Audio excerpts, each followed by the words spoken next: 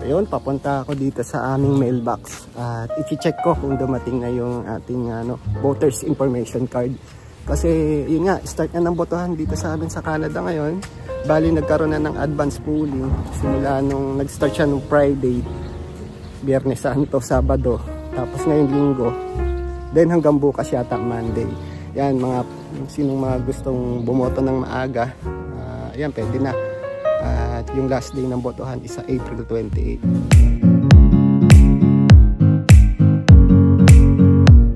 So yun, box number 2.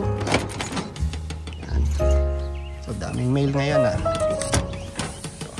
So yun, unang-una sa listahan. Ito na mga guys yung sinasabi ko from Elections Canada. Ayan yung ating details, pangalan at saka ating address, then ayan, voters information card. So tapos may mga iba pang mails at mga brochures. So yun, yun lang ang laman ng mailbox namin ngayon. At siguro yan, dahil dumating na nga yung ating card, voters information cards, boto tayo mamaya after nung market namin. So pupuntahan ko si Mrs. ngayon at samahan ko siya magbantay sa sa market. Pero ngayon nga, since na advance polling lang, yung nakita kong address is para siyang community hall. So yun, try natin na mabidyohan or may pakita kahit yung labas lang ng community hall. Siyempre, yung pagboto parang restricted. Yan, hindi natin pwede detalye kung ano yung mga nangyayari sa loob. So siguro kung hanggang saan lang kayang abutin ng ating video. Paano mga guys? See you mamaya. At ayun, medyo excited na ako sa botohan. Excited na akong bumoto kasi dito nakasalalay yung magiging natin dito, kapalaran dito sa Canada. Welcome back mga guys. Nandito na tayo sa market ngayon. And si Mrs. Kamusta ang benta, dear? Slow. Medyo slow ngayon mga guys kasi busy mga bata para sa egg hunting. Egg hunting. Tsaka wala ganong tao. Nakalong weekend kasi kami. Baka yung iba ngayon syempre nasa pasyalan gaya ng Bank, yan, Lake Louise.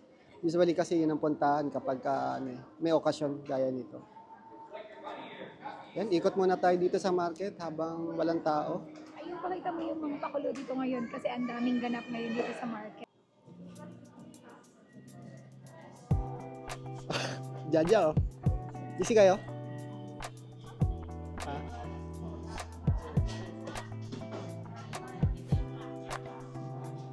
Si Madam, busy si Madam.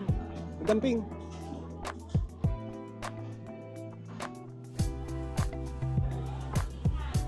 Busy oh. Happy Easter, Madam. Libre.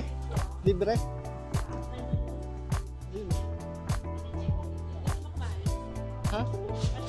Mamaya, Madam. Busy kayo?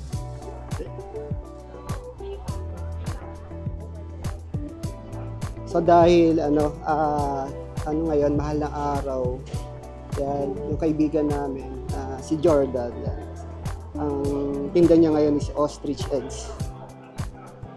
$60 per eggs. Yan, puro muna siya. Wala mo ng karne, wala mo ng pork, mga ganun, wala mo ng beef. Poultry products muna siya ngayon. Parang bolang kristal. So, ganyan ang tsura ng ostrich eggs dito sa Alberta, Canada. Tsaka meron din siyang pepperoni made gawa sa ostrich. So, dito lang yan sa Crossroads Farmers Market. So, dahil magka-quarter to 5 na mga guys, nag-i-start na pumili yung isa sa mga judges. Ayun. So, tanongin natin kung may napipili na ba siya. Hello ma'am, what's up? Welcome to this Canada vlog. So, your name? This is Jen. We're at Crossroads Market. Yeah. We have all of our coloring sheets turned in from the coloring contest. So, Jem is one of the judges who gonna decide who will be the lucky winner for So hard to decide. So many people put in so much effort. Yeah.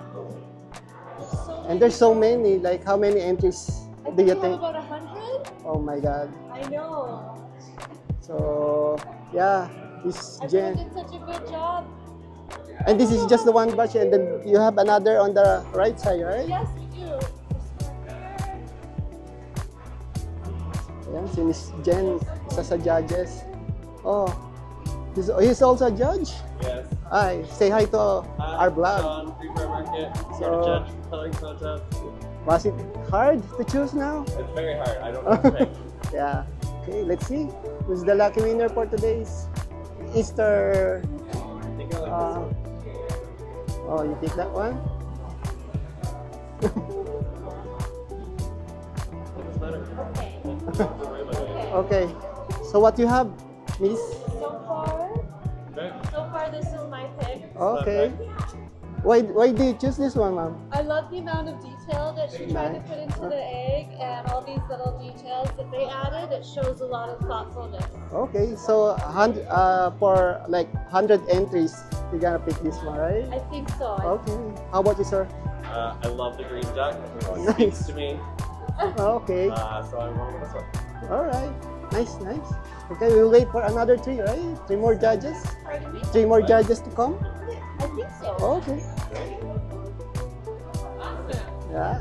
Okay, I'm gonna take you guys' stuff, but I'm gonna get you guys to kind of like tell me when to stop.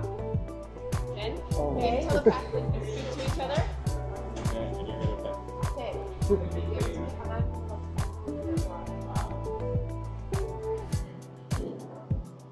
Right there. Oh.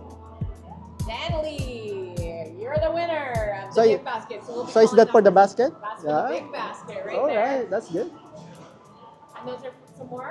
Yeah. Oh. They just handed them now. Yeah, okay, perfect. These are not winners. These are Oh. just people who handed them to them right now. Got All it. right, I was just like, okay. what's going on? It's not even a touch. I was like, what's going on? All right. Awesome. Yes, thank you. So attach this to the gift basket. All right, thank you, sir. Thank you. I need Thank you, ma'am. shoes and what's coffee. And then I Thank you, have everybody. Yeah, thank you. Jonathan. Oh, there's one more judge here. Your name, sir? My name's Derek. We have Derek here, to one of our judges. He's ready to pick his choice. I think you'll have like 100 entries here. What's that? I think you have 100 entries. Okay, well, It will give you a hard time to choose. wow, that's gonna be a tough decision. Ah. Choice. Yon, yung mga judges actually, sila yung mga may-ari ng shop dito sa Crossroads Market. Yan. 5 silang pinili ng market. Oh, you have your pick, but you haven't see the other side. Maybe you're gonna find someone which is better. But this is nice, really. Yeah. Oh, there's the other side as well. Yeah. And another judge here.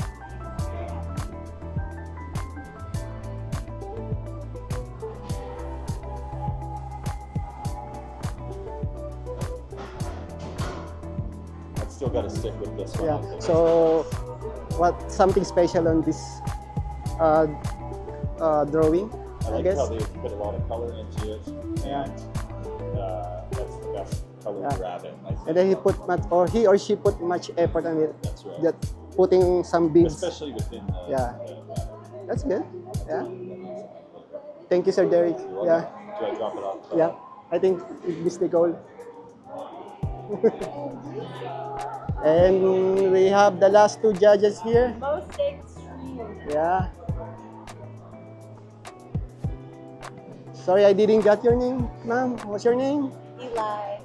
Eli. And you, sir? Sorry? What's your name, sir? John. Sorry, John. So, the last 2 judges here.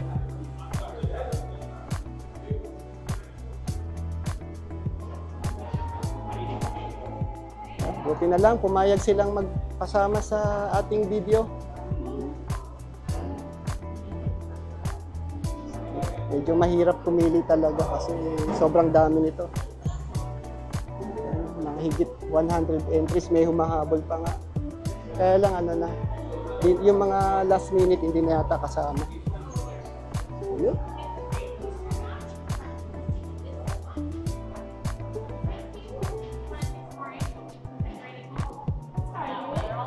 Yeah.